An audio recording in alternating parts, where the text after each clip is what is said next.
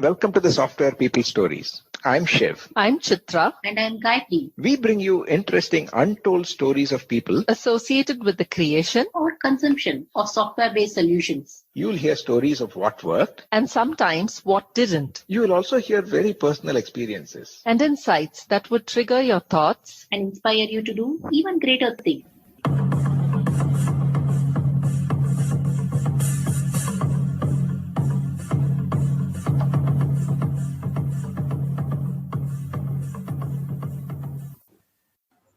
A story from the ground up of passion towards programming, building software products for the world from India, and founding his company. Our guest this week is Seethaprasad Mandikel, founder and CEO of Tribyte Technologies.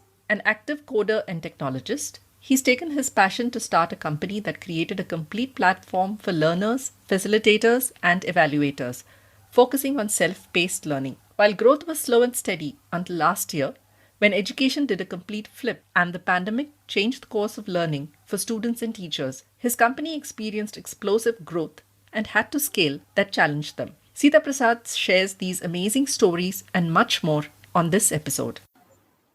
Hi, Seethaprasad. Warm welcome to you on the Software People Stories podcast. It's great having you here. I've looked forward to this conversation, so a very warm welcome to you. Thank you, Chitra. It's my privilege to be talking to you actually on this podcast. So thanks a lot for having me here actually. You're welcome, Seetha. And how would you like to introduce yourself to our listeners? Just a quick background about myself actually. I'm a technologist by heart actually, and still I enjoy programming after so many years.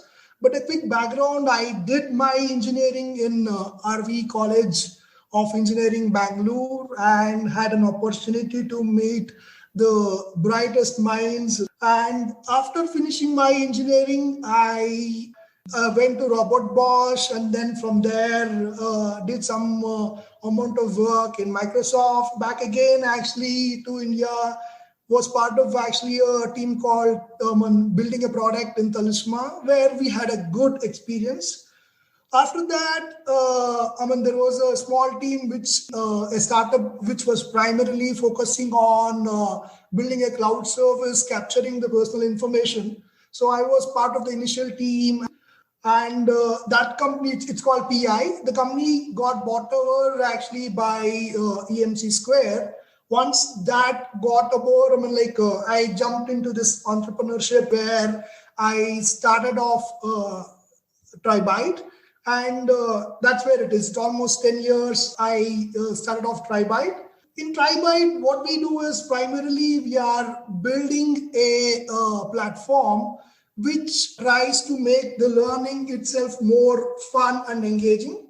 We give this platform as a SaaS to all the educational institutes, test prep companies, and universities.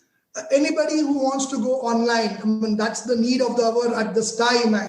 We give the product as SaaS, and today we have close to 2 million users on the platform, and it's used across in 25 countries and localized in 8 different languages. Wow, that sounds like a phenomenal journey already. Lots of questions to pepper through this conversation. And I'm certainly going to pick your brains about entrepreneurship, how you find customers, and many more questions around that. But before we go there, what piqued your interest in programming, and how did your initial experience drive you towards entrepreneurship or creating or building platforms and products? So that's 2 questions there. See, programming, in fact, our generation, actually, you would know, we were not used to the programming till we joined engineering. So my first programming experience is doing the program in Fortran. I did it in second year as a course, but we had it in the 4th year of engineering. After that course, I learned C, and I was very clear. That's something I want to become a programmer. After I did engineering, even though I had offers in 2-3 companies, but I was very, very clear that programming is something which I love to do. Today also, the most happiest thing I get actually is sitting and writing program or doing reviews. I do that regularly even now. Like once in a day, once in a week actually, right? Every Thursdays I block myself. That's today actually in a way. I block myself into learning something which is purely technology or writing some program for my own platform. So programming is something actually, or a technology you can say, is something close to my heart, and I don't need a motivation or a push to do some stuff. But entrepreneurship is something like during my Pi days, we actually a small group of people, we always used to bounce ideas. So during even earlier days, Pradeep Singh, who built Arithi and Talisma actually, right? He wanted to build a fantastic product which is made out of India. And if you look at those days, Talisma had a label when it got launched, which said made in India. So that gave us a lot of kick for all of us, and we all wanted to do something. So we kept on bouncing the ideas, but anyway, always there was a mind, okay, what happens to the financial things, stuff like this. So when the company got bought over, all of us cashed out all the stocks, whatever was given actually for us. And at least I made sure all my home loans and I had sufficient money to pay my kids' fee, and I can survive without having any issues for the next 2 years. So the moment I was clear on that, I jumped on to the entrepreneurship where I started off Tribyte. So when I started off, there were a couple of 2-3 ideas which we wanted to bounce through, but I took almost 2 years for me to actually say, okay, hey, this is the idea which I want to stick on. This is what is close to my heart, and I have to do this. So that leads me very nicely into the next question. You said, that was a 2-year period where I'm assuming you must have done a lot of trials, experiments, tried to sense what will work, what will not work. This is also something that a lot of entrepreneurs struggle with, and there are a lot of moments of anxiety. Will this work? Can we make a success out of it? Can you share what happened in those 2 years, and ultimately how you came to know that, okay, this is what we want to do? See, as I told you, I am more from the technology backgrounds, right? So typically every idea, if I'm able to implement it, it is a product for me. That's what you feel actually, right? So we had some ideas. I said, okay, yes, let's go implement it.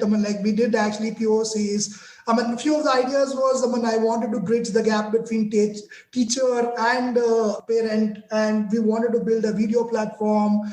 Couple of things, I was doing. But while I was doing this, right, I also wanted to get some money. So I did some amount of consulting so that some revenue keeps coming onto the entity. We have that luxury of trying out the POC. But one of the biggest learning for me is, okay, one is basically implementing an idea, but making it a business requires a lot more other things. Like you need to identify who is your target customer, and you have to be very clear, like what problem you're trying to solve, right? And what is the market size, and what would it take for you to acquire a customer actually, or what would it take to maintain a customer actually? Is it actually a viable business? So when you put all of these factors into each of these ideas, then you start feeling, okay, hey, this is a fantastic problem to solve, but as a business, it might not make sense. I kept on trying few, whatever I had, which is close to my heart actually in a way. So at that time, I said, okay, there was a need in a way, I felt for the video platform. That's how we started off as a company. So I am a technology guy, and building a platform was something which is my strength. So I went and built a video platform, which primarily was used by both entertainment and education industry. So initial days we had basically Airtel, Z, all of these guys using the platform. But later I realized, okay, given a size of the company, and most of the times the startups have a small bunch of people actually who are in a way, thinking about the problem, because the team is very small. We cannot solve two big problems.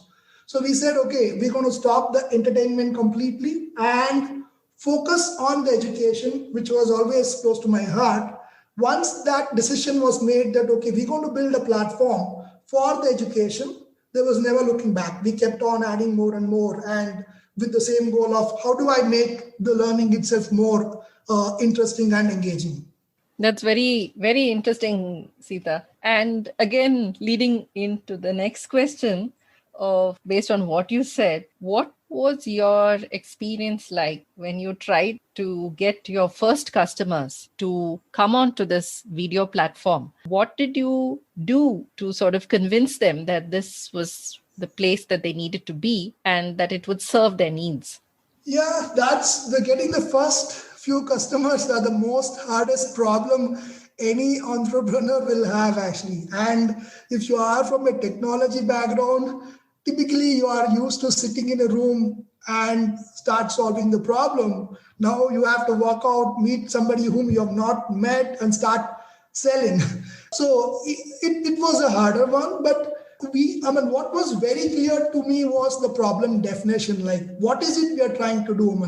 Basically, we said very, very clearly, we want to be very good in self-paced learning. That's what I believed actually, and that's what we believe even today. The self-paced learning is something which helps the learning in a big way. And there are challenges in a self-paced learning where having a right set of good teachers are very less actually. So having a recorded version or having a good video of that would actually help. And moment you go to tier 2, tier 3, right?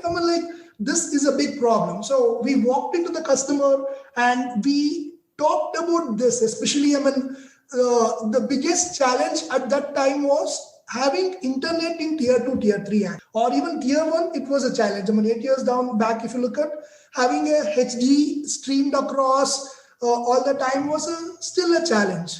So what we went and we said is, look, we have built the platform thinking about India in mind actually, and it works completely offline. And whenever they are connected, it will synchronize back all the usage information back onto the cloud.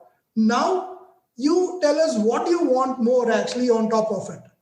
And the way the platform or the product, the way we have grown is also mostly we go meet the customers, get the requirement, and once that requirement is in line with our vision, we put onto the product. Very few small set of features we discuss in the office and they put across.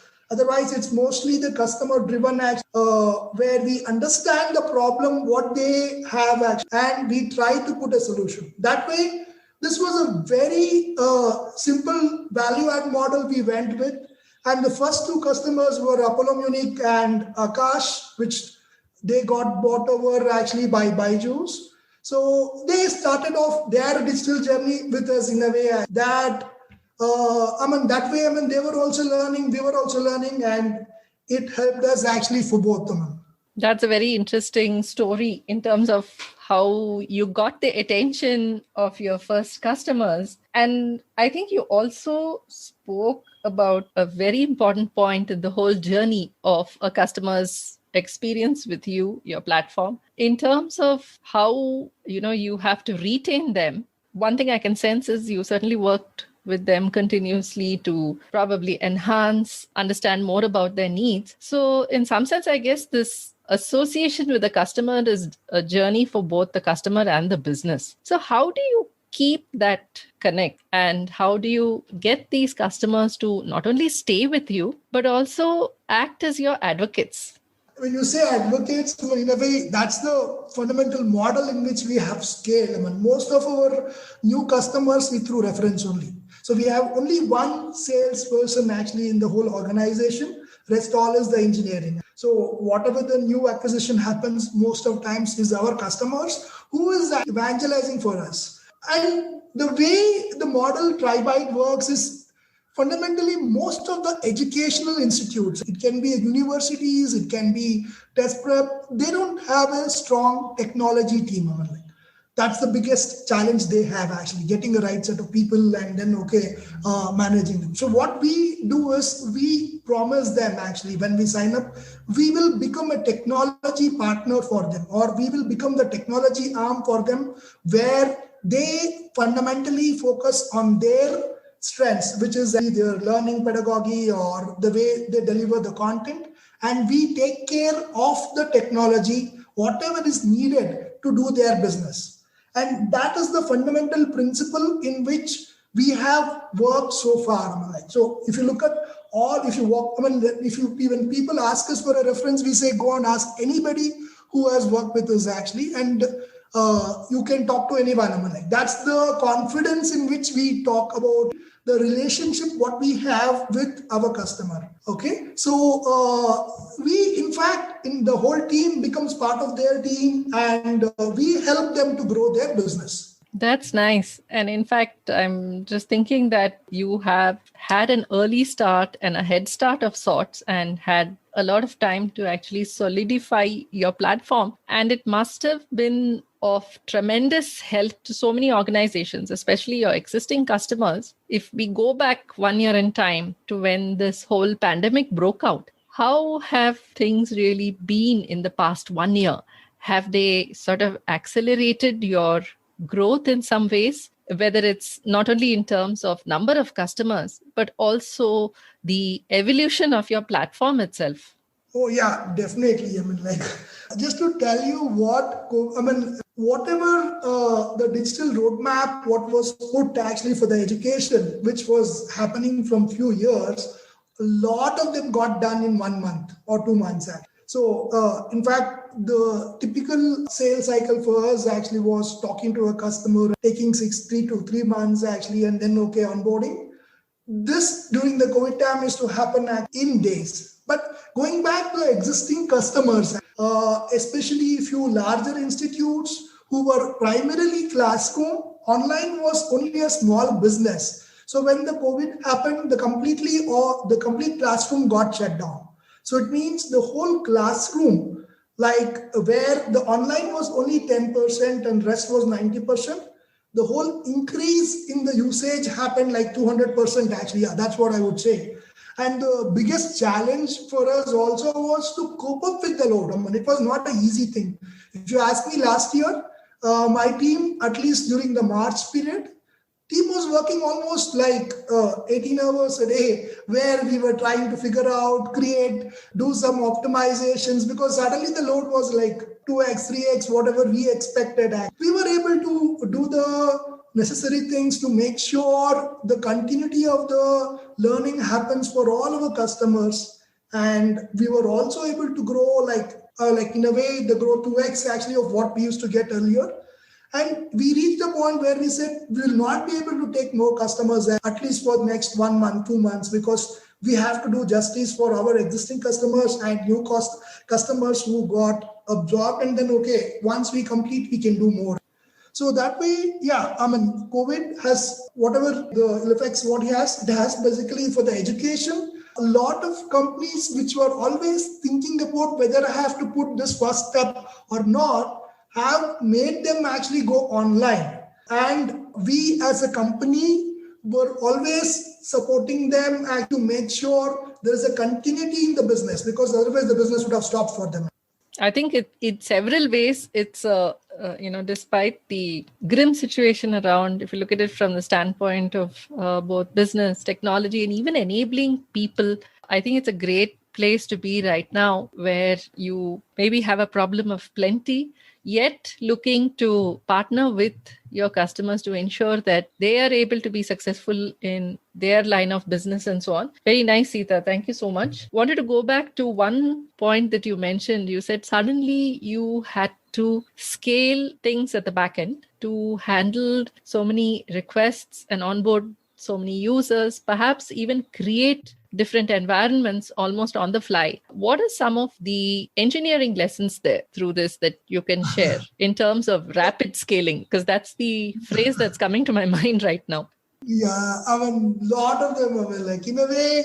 See, one of the lessons for this is you are always onboarding 1 to 2 clients in a month actually. So it means doing stuff actually manually would not be a challenge, because even they will take customers who take time to share details. So a lot of them, the initial onboarding, we used to do it manually. And a lot of trainings used to happen where we used to not record. So now suddenly we got a request of 10 customers in a month, and all of them want to go live tomorrow.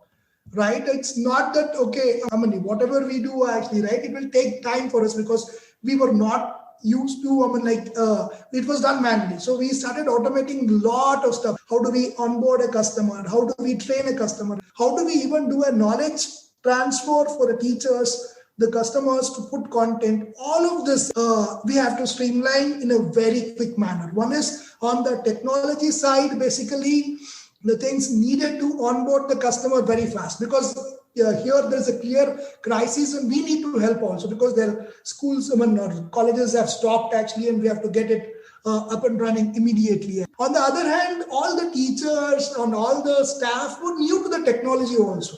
So they also needed some sort of an onboarding, like a knowledge sessions where we have to tell them how to use it. So we cannot share them a link actually or a help file where they can go through it, they learn, because the time was very critical. So what we did is, we started off something called Virtual Shala, sort of an academy for Tribyte, where whatever the trainings, what we used to do, we used to record and put it as a courses where they can come and start referring that whenever they have a doubt. So that reduced the support call to a large extent. And we also, each time whenever a customer calls up, we used to make a note of it and then, either write a small write-up back to that, or if we have done a similar activity to the other customer where the session was recorded, make it available and give it to the customer where they can go through it. That way, we were able to scale in various areas like support, knowledge transfer, and the technology. So one piece of advice for any tech startup is always, whatever you do, see that, there's a sudden search can happen and you can automate, or try to keep the stuff as much as automizable. So if the need arises, you have a very clear plan for it. Wow, I can only imagine the frenzy with which things would have happened. But at the same time, a lot of rapid learning, I think, for everyone, all of your team. I'm sure that this is a story that will stay with you all for a long, long time. Many people will also benefit from learning from this experience of yours. So I'm just, go ahead. One interesting use case is typically we, fundamentally, I told you, we grown actually as a self-paced learning. So now once the COVID happened, we have to, once we onboarded all the schools, at one point, we had more than 1,500 live sessions happening on the platform. Each session would have roughly like 40 people, actually 40, 50 people. And interestingly, all of them used to start at 9 o'clock. Okay, so it means between 9 to 9:1 or a 9:2, almost all schools, other test prep, whoever is starting the first class at 9 o'clock, everybody used to come, and this pattern is to keep repeating, 9, 11. So we had to do a lot of optimization to just make sure things are stable during this time. And it took time. It's not that, we got it right in the day one itself. We had issues in the first few days, and we kept on actually adding caching layer. Then, we put a distributed cache to make sure the load, whatever comes in intermittently like this, actually are handled. That way, the costs for us also don't go dramatically.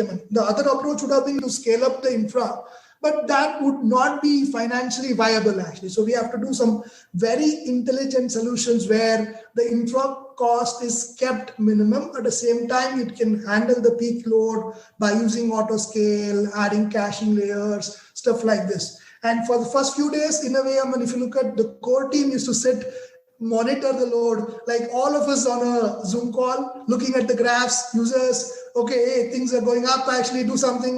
That was first 1 week of COVID. It was pretty hectic in a way. Keep doing things, keep patching stuff, making sure, system is stable, and then, it holds up for the next class. After, I think 1 week, we had almost streamlined most of the stuff, and the system was stable, and we don't need to look back to a large extent. I think this is a fantastic, or should certainly become a really, really valuable case study at some point in time. So I hope we can see that. There's so much of learning that especially engineers and people interested in software can take away. And I'm also wondering if there's a possibility of having a conversation around, let's say, software-based scaling and capacity building versus, like you mentioned, right, investing in hardware. I'm almost seeing that can be another conversation by itself. Okay. Actually, that's a beauty about entrepreneurship. You get to you come across a lot of challenges where you need to solve this. One more interesting story I can share about is when JNK actually was basically put under a rule and the whole internet was taken off.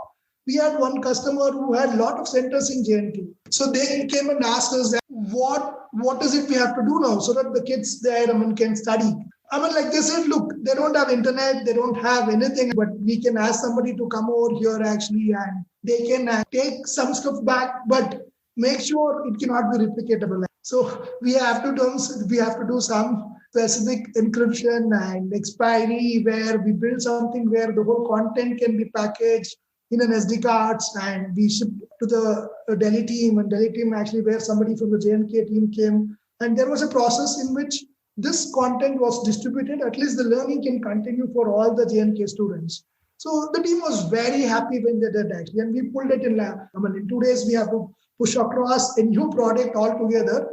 That's one of the, again, a very interesting story, which where we had an opportunity to make a difference, where the connectivity was taken off and still we wanted to come out with technology solution, which actually helped the learners in actually JNK to continue. At the same time, the content is not widely circulated across different parts where the business is at risk. Very inspiring stories, Seetha, both when you look at the consumers or the market or customers who have been enabled or impacted through your solutions, as well as I think even within your own company in terms of what it's built, how it's addressed these kind of problems. Very inspiring, especially in our country today, where problems are not only of scale, but also very distinct in their natures, given the kind of structures and environments that we live in. One question that's coming to my mind is with respect to how you built your team at Tribyte. What did you look for? What's motivated people to stay with you through all of this?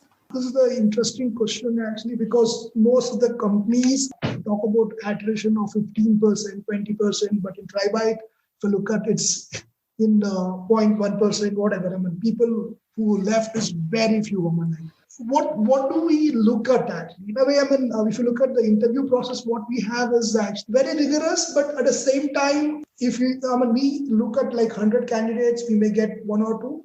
Primarily, I look at attitude being one of the biggest asset for any person who comes to my company. Because I feel if the attitude is right, we can always mold, we can train, do whatever is necessary. So that's what fundamentally I look at. But yeah, we are primarily a technology company and we expect the people to know some basic programming, stuff like this. So in terms of skill set, the basic skill set, whatever, we are open to any programming. That's what we tell actually people, especially when we look for a new talent. The questions, whatever put across, we say you write in any programming language or you write in English, but you have to tell us how we're going to solve the problem. And generally, I make sure, okay, if the person is not able to solve in the last round, has he put an effort to solve it before coming to the next round? That's something tells about the person actually, whether he has that learning ability when he says or when he sees a problem and he's not able to solve. That way, our interview process is pretty rigorous and we hire less also to a large extent. We keep continuing looking for good people, but people once they come in only for this, either actually after getting married or educational reasons, people have left them. So one of the reasons for them is once we onboard any new person, they need to be aware of what we are trying to do. What's the value add, what we give to our customer. Once they know that, the problem is solved. They will become part of your problem actually, and then they'll start solving it for you. That's what I believe in. So we do coding camps, we do knowledge series. We don't have a hierarchy, in terms of organization.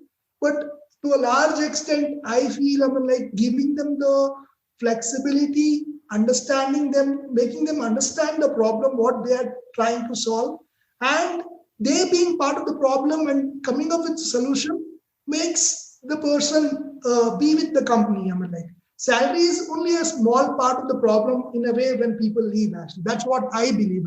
That's nice. And I can completely imagine. I've personally been so inspired listening to the kind of stories and the kind of problems that you've been addressing. I'm sure it must be a wonderful place to work. I also noticed that you are catering to a wide audience. And when you said self-paced learning, there are adults, there are children, there are teachers also.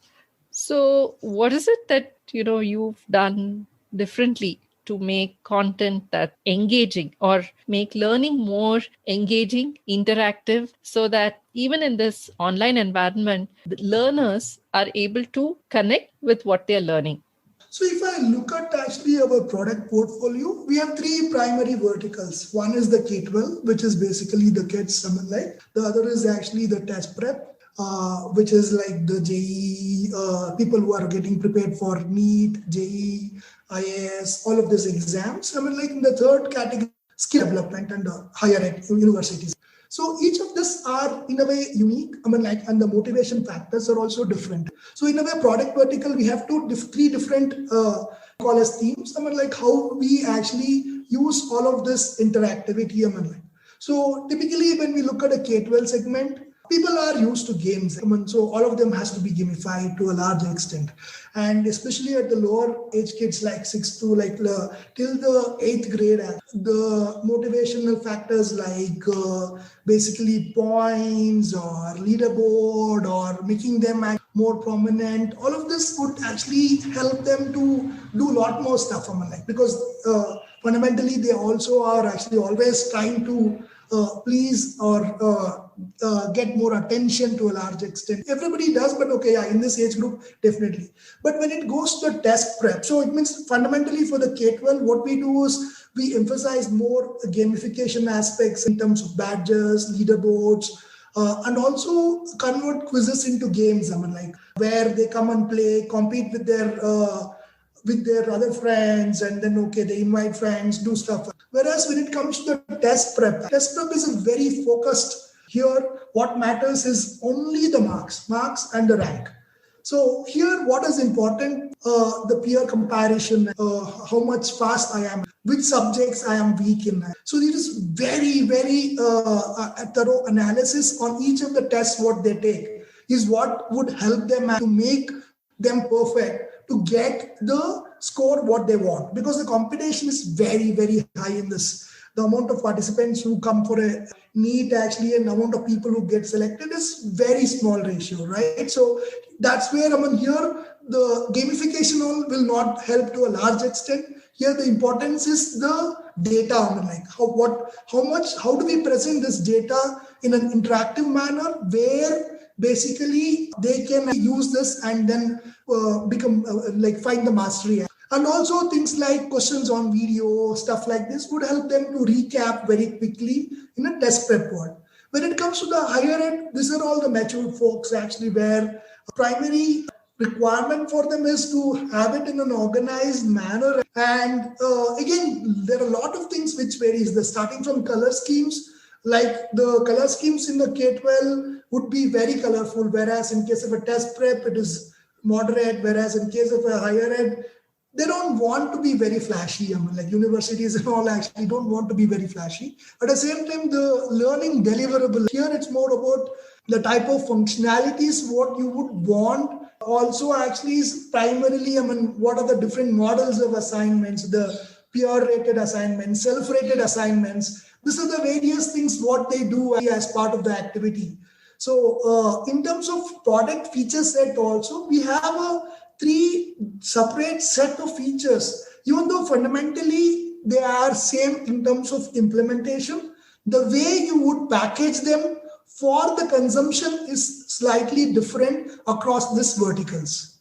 Thanks, Seetha. That was very interesting. I think the future of learning is certainly where y'all are right now. I think there's just countless possibilities, and certainly have been sensing that both teachers and students, although they have had personal challenges and otherwise in terms of getting used to this offline mode of learning, I think certainly the future is going to be a lot more blended and would very, very eagerly look forward to what's next and what you people probably come up with. As we come to the close of this conversation, what is it that you would like to leave in terms of messages for listeners who, let's say, aspire towards a career in technology, and for entrepreneurs as well? In people who would actually aspire to be on a technology, you should have a passion for it. That's what I would always say. If you enjoy programming, then you would sit for 8 hours, 12 hours and do stuff, right? So you don't, that's something which you have to enjoy, So technology has to be something, if it is your passion, then it will happen automatically. But there are a lot of things you can do outside technology also, because nowadays I keep hearing everybody wants to become a programmer to a large extent. But yeah, find out whether you really enjoy creating those programs, what you feel, and you feel happy about it. In terms of entrepreneurs, my experience tells basically whenever you're jumping into the entrepreneurship, find out who's your target customer, what is the problem you're trying to solve, find out the market size, what would be acquisition, put all of this together and see whether your business idea is a viable thing to sustain. Thank you, Seetha. They're very crisp, very simple, very helpful messages. Thank you so much for your time today and this conversation. Thank you, Chitra. It's always my pleasure to talk to you.